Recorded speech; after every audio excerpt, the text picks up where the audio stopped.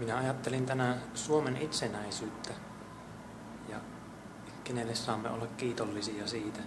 Tämä on toki sotaveteraaneille, että meillä on itsenäisyys säilynyt, mutta kuinka me alun perin saimme sen, niin väitän, että tuo mies on syypää siihen, eli Lenin. Olen Tampereella Lenin museossa ja täällä kerrotaan hyvin monipuolisesti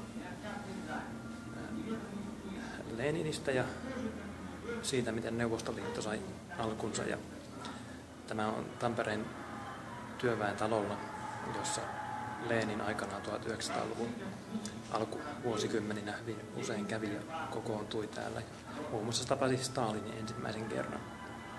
Eli tämä on hyvin historiallinen paikka ja museo on erittäin hyvä. Täällä kannattaa käydä, vaikka ei mikään Neuvostoliiton ihailija muuten olisikaan. Ja tämä näyttely tulee uudistumaan tulevina vuosina ja siinä tullaan entistä enemmän esittelemään Neuvostoliittoa hyvinä ja huonoina puolina.